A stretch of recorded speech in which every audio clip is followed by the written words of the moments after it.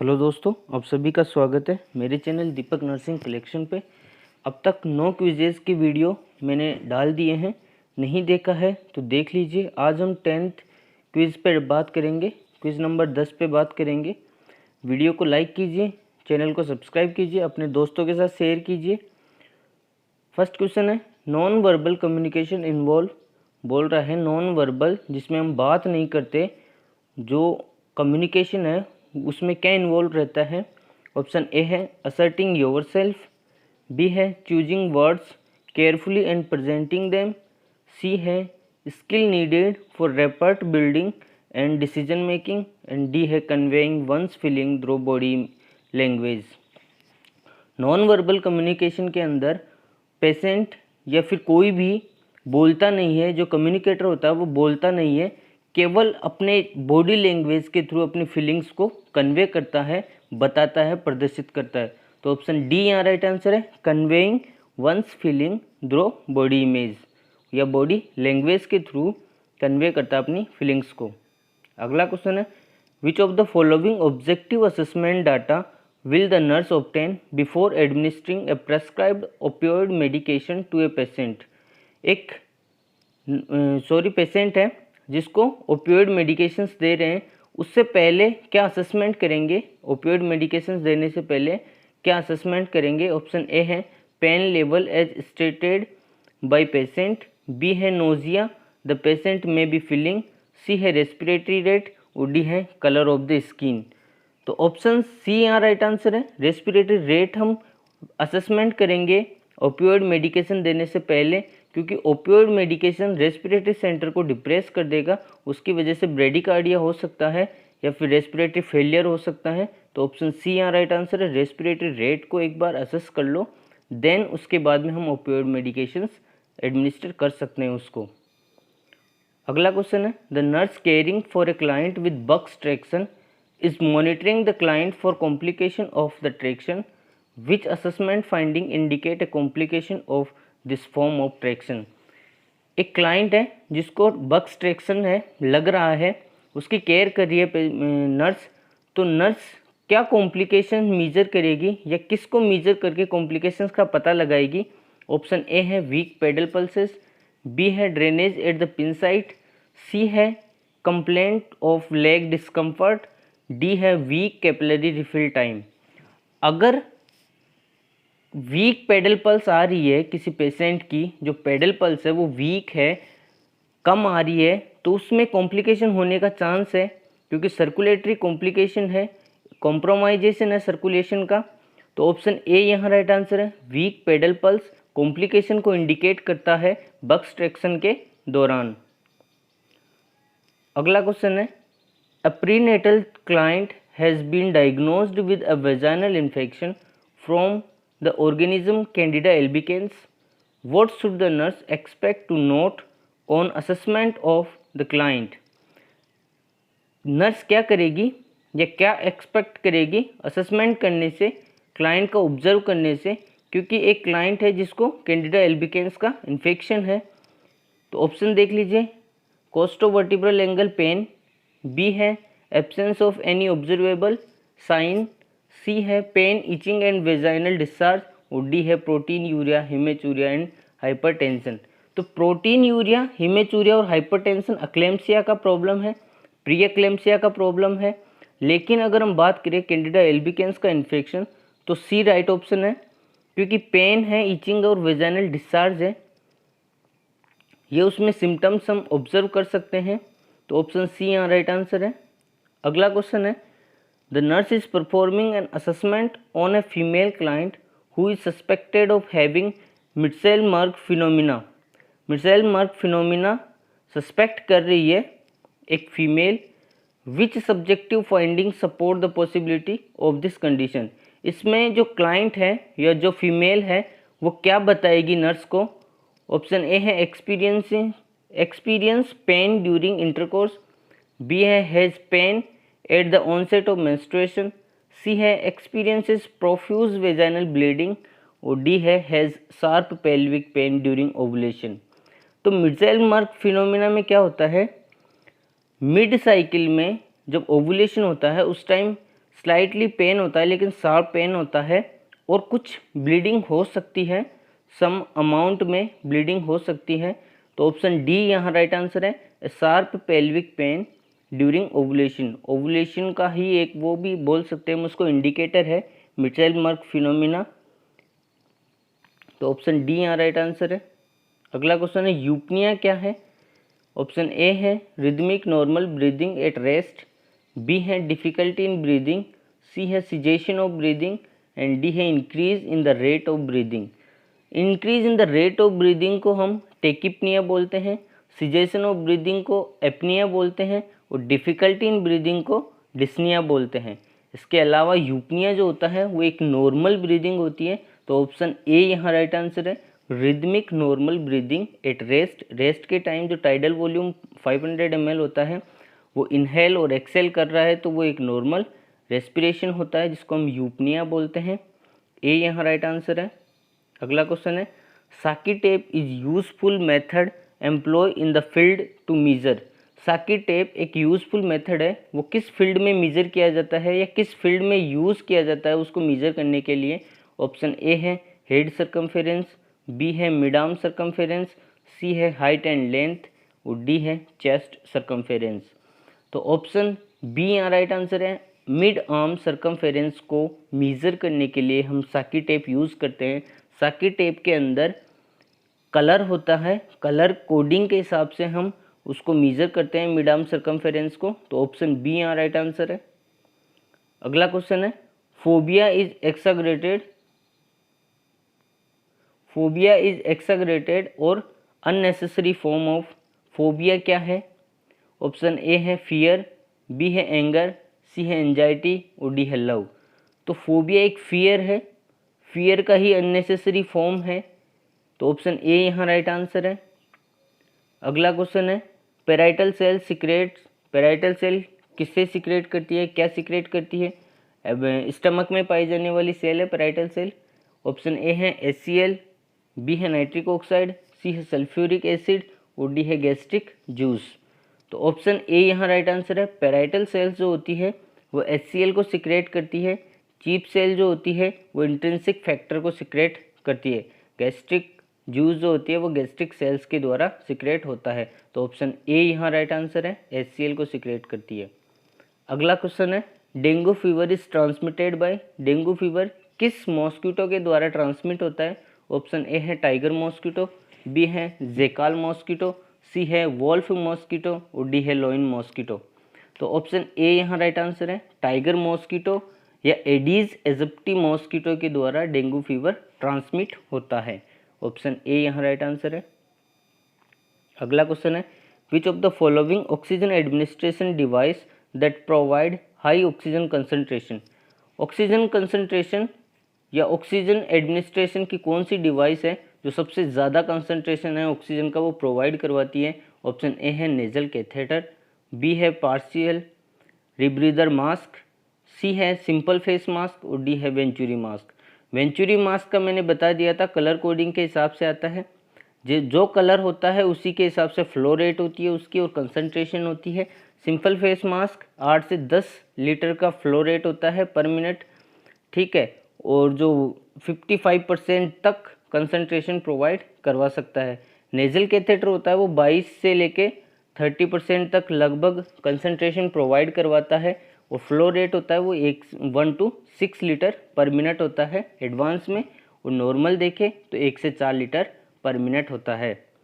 B यहाँ right answer है। Partial रीब्रीदर mask जो होता है वो मैक्सिमम कंसंट्रेशन या हाई ऑक्सीजन कंसंट्रेशन प्रोवाइड करवाता है जो 70 से 80% होती है, ठीक है। और यहाँ नॉन रीब्रीदर मास्क होता तो वो सबसे ज़्यादा प्रोवाइड करवाता, वो लगभग 100% या फिर 90% से ऊपर कंसंट्रेशन ऑक्सीजन की प्रोवाइड करवाता है। तो यहाँ ऑप्शन बी राइट आंसर है।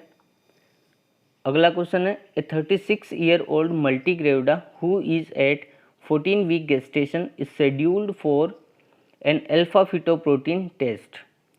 The alpha fetoprotein test is indicator of, ये पूछ रहा है एक 36 ईयर ओल्ड मल्टी ग्रेविडा है, ठीक है।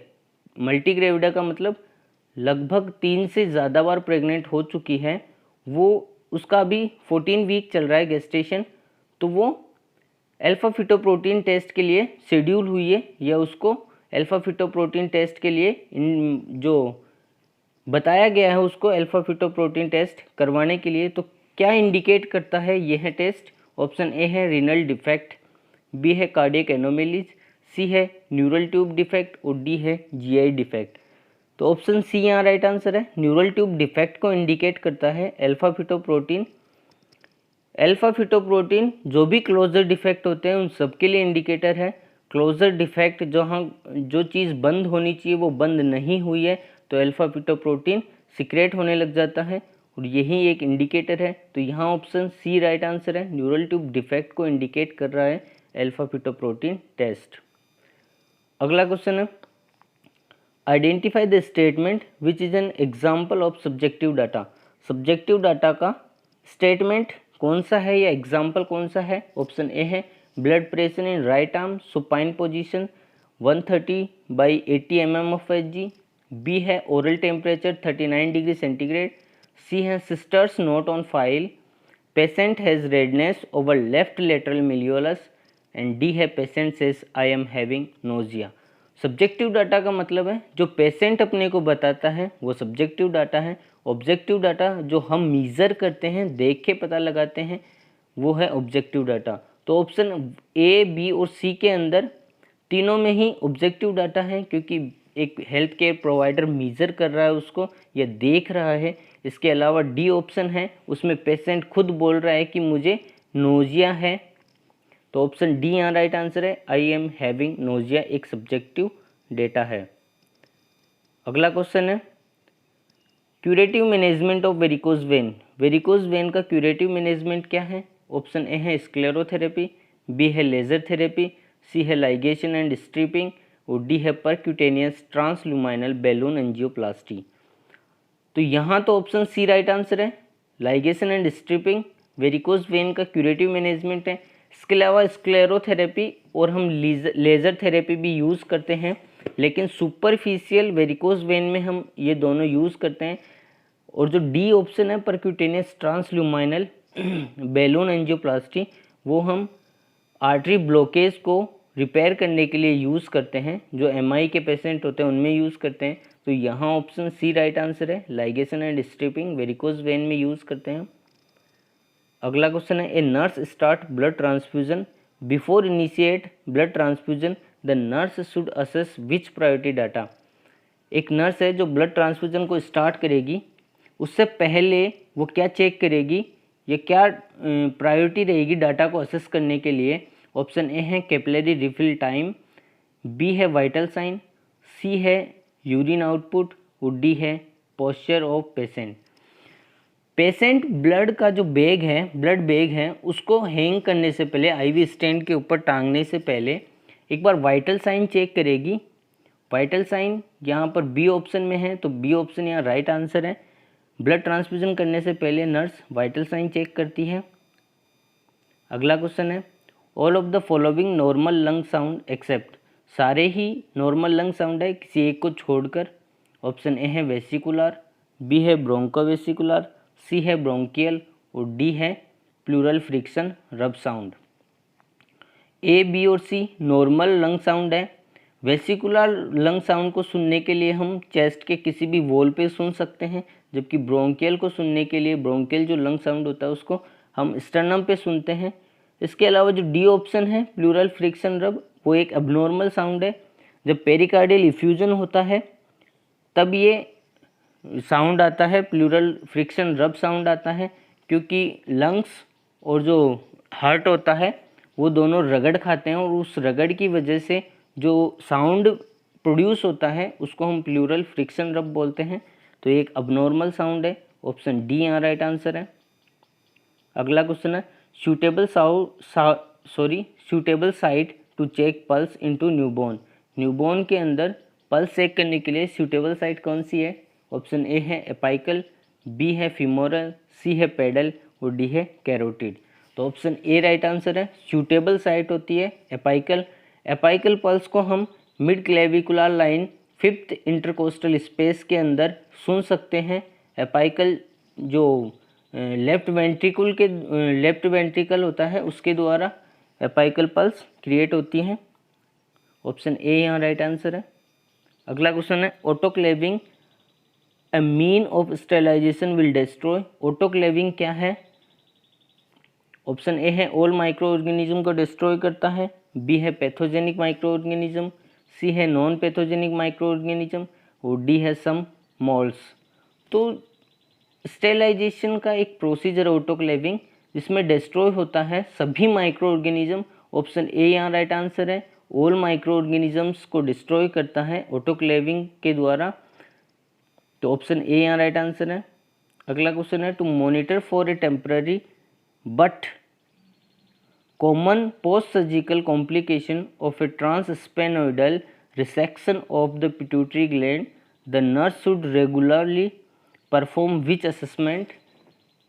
एक पेशेंट है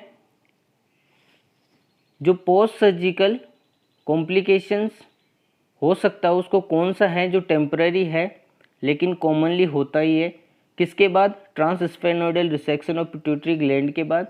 मतलब जो नाक के थ्रू या नोज़ के थ्रू हम पिट्यूटरी ग्लैंड को रिमूव करते हैं उसके बाद में एक कॉम्प्लिकेशन होता है, वो कौन सा कॉम्प्लिकेशन है? ऑप्शन ए है पल्स रेट को असेस करना, बी है टेम्परेचर, सी है यूरिन आउटपुट और डी है ऑक्सीजन सेचुरेशन। तो पिट्यूटरी ग्लैंड को रिमूव करने के बाद एडीएच सिक्रेट नहीं होता, एंटी डायूरेटिक हार्मोन सिक्रेट नहीं होता, इसकी वजह से जो यूरिन आउटपुट है वो बढ़ जाता है।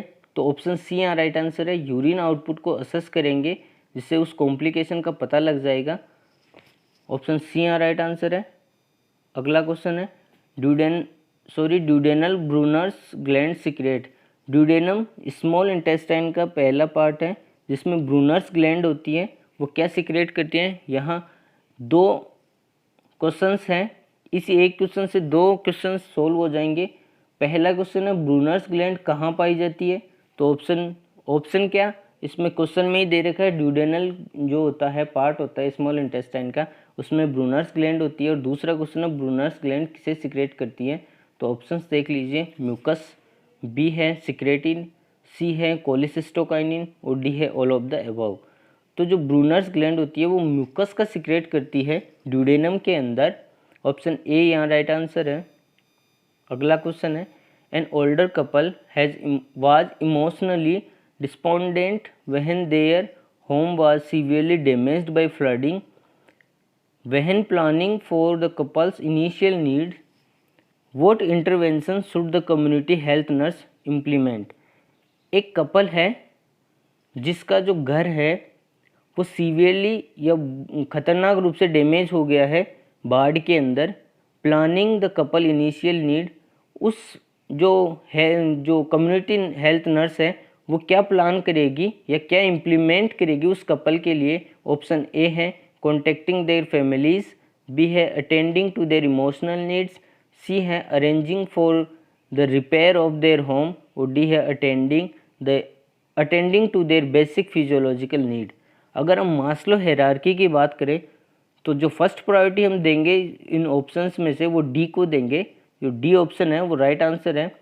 उसको बेसिक फिजियोलॉजिकल नीड प्रोवाइड करवाएंगे या अटेंडिंग करवाएंगे उसको बेसिक फिजियोलॉजिकल नीड उस कपल को, जिसके अंदर हवा, पानी ये सब आता है, फिजियोलॉजिकल नीड होती है, इसमें शेल्टर, होम वगैरह सब होता है।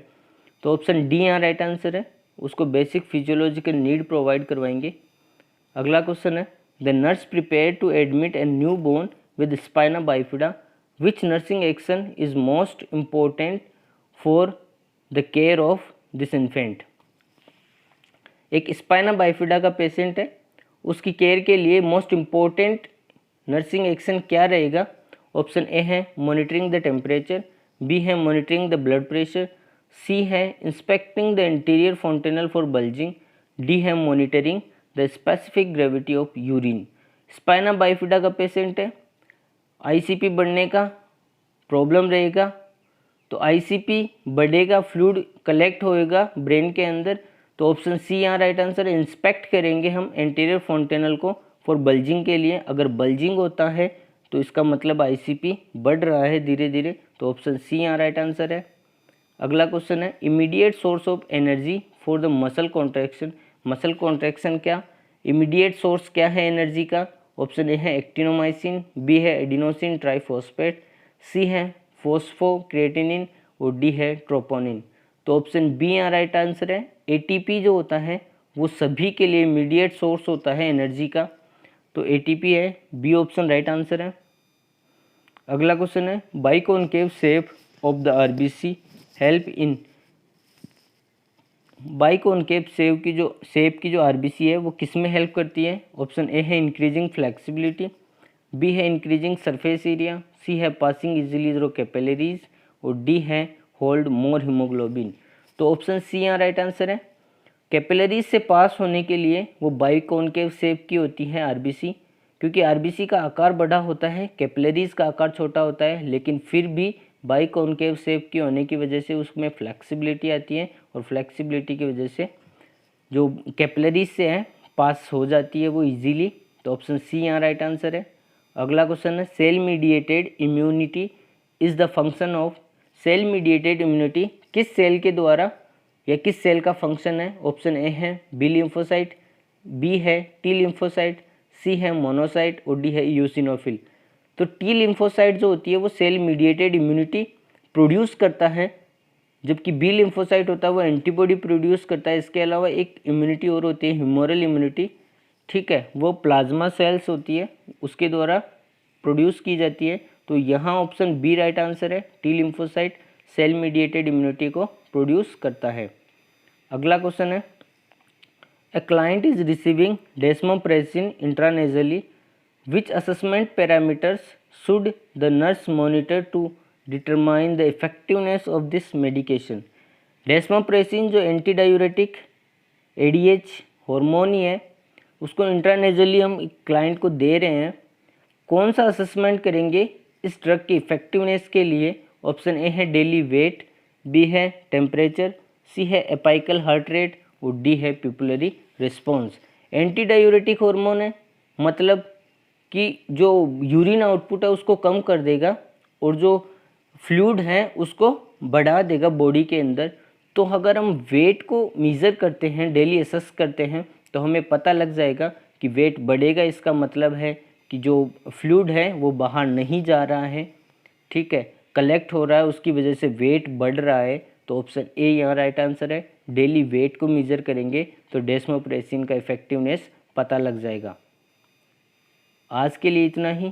Thank you for watching my video. Please video को लाइक कीजिए, सब्सक्राइब कीजिए चैनल को, अपने दोस्तों के साथ शेयर कीजिए। Thank you.